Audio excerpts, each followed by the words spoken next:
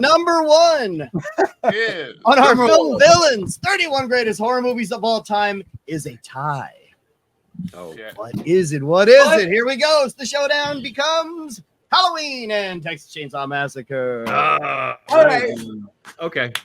All right. They were the best. They were both on all 10 lists. They scored 87 points. There was no breaking this down. They were both perfect movies and with perfect scores. Everyone had them high on their lists. 87 out of 100. Yep. All right, so then I think we need to break it down to the 8 of us that are here right now of what's the number one of these two. I'm going to go Texas Chainsaw. Spook. I'm going to go Texas Chainsaw. Yeah. Texas Chainsaw Massacre. Yeah, I probably Halloween. I wrote it in the book. It's my favorite. Yeah, okay. Am I? So wait, so we have more Texas Chainsaw. I haven't said yet, so I haven't said either yet. Yeah, man, I don't know. I probably have to say Texas Chainsaw too.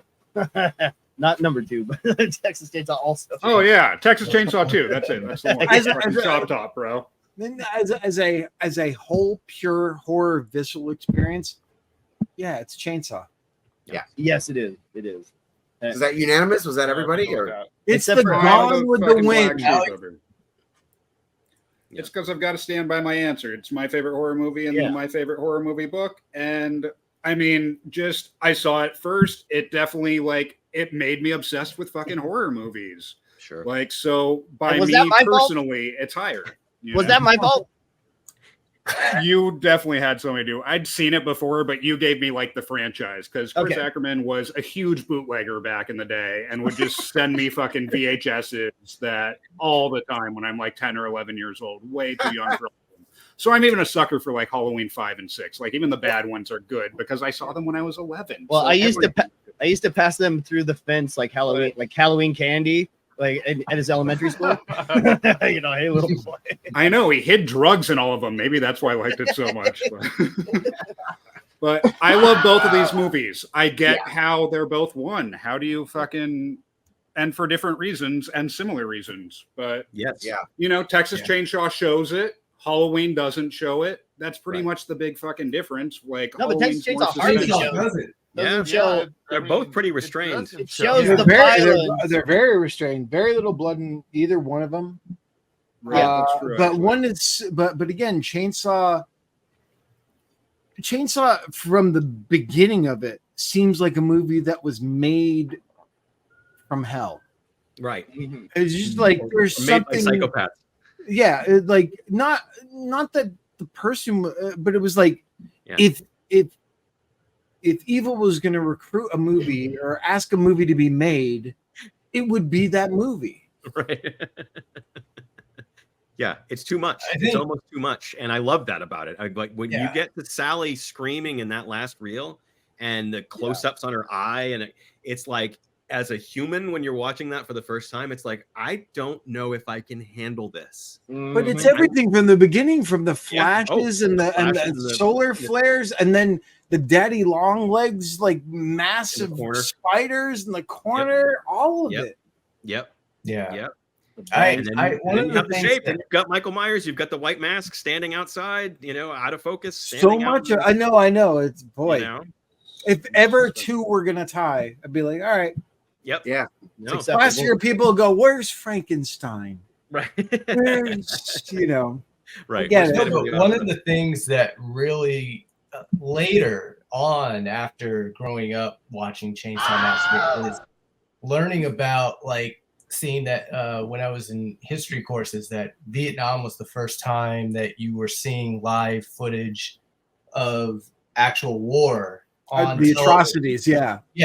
You were seeing in your living room, right? And the way that they were shot on either 8mm or 16mm, and then the way this is shot, it has that same kind of visceral, nasty, weird kind of subliminal connection.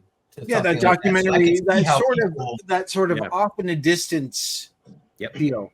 Yeah, Toby came from documentaries. At the time, but it's not handheld shaky like a bad documentary. Yeah. It's those old 60s documentaries where you're off at a distance. Yeah. That's what's disturbing about it. On a tripod. Yeah, I mean, but I mean, even then, you know what? There's a shot in this movie. I always used to. I saw it on VHS the first time, and I mean, the VHS to me, like that's how you see it. That muddy. You talk about the daddy grainy, scratchy.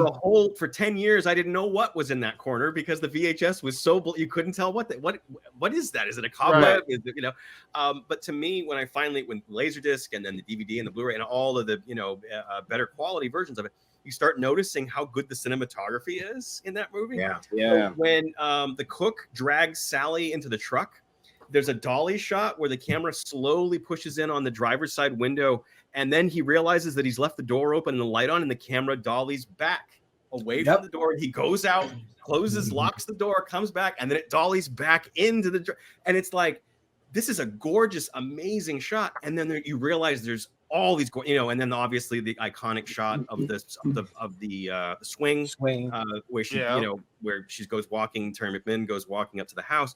It's a gorgeously shot movie, and it's not. Everybody always kind of thinks of it in terms of it being like handheld or being something grimy that was made by amateurs.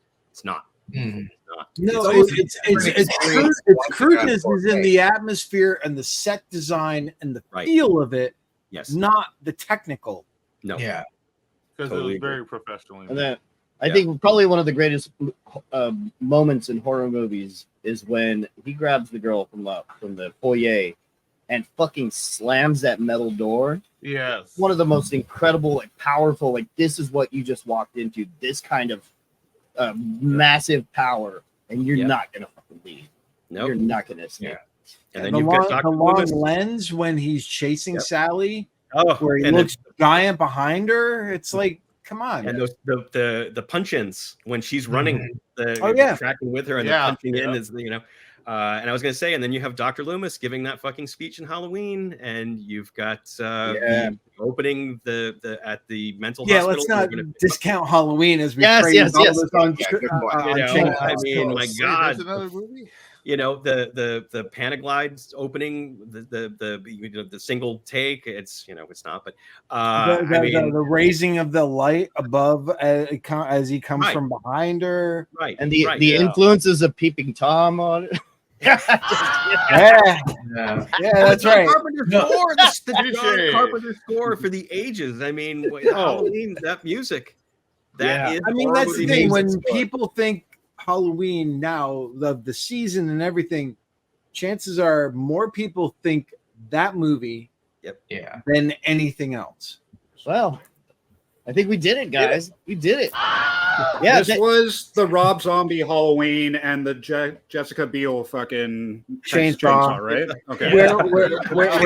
Where was Hocus Pocus and where was Rocky Horror? Where's Rocky Horror? Both of those were on some lists, but they were Hocus Pocus was on Ken's list. He's not here with us. Rocky Horror, of course, is on Spooky Dan's list. So right now, if anyone, we're gonna stop the show. We're gonna end this one today, and we're gonna do. If anyone can stick around, we'll do a little a follow up with some of our lists and compare. I want to go through some franchises of what made the best, some number top 10 movies that didn't make anyone else's list, and some other things. We'll go through some stats. So if anybody can stick around, I know some of you guys got to go. So we'll end this. And we'll link that here at the above. And thank you all for watching Film Villains 31 Greatest Horror Movies of All Time. Thank you, Jared. Thank you, Dave Parker. Thank you, Eric Spudic. Thank you, Spooky Dan. Thank you, Christopher Jimenez. And of course, thank you to all of you for watching this long. Please share it with your friends. Please let us know if we got something wrong. I'm sure we got something you're going to hear a lot. Comment we never said we had good taste when we made this at all. There's an asterisk. I do. You just all picked the wrong movie, though. Right, but I'm very happy that Return of the Living Dead made the top 10 at the very least. Some horror comedy made it in. So, all right. Well, thank you all, and we will see you next time on Film Villains. Thank you.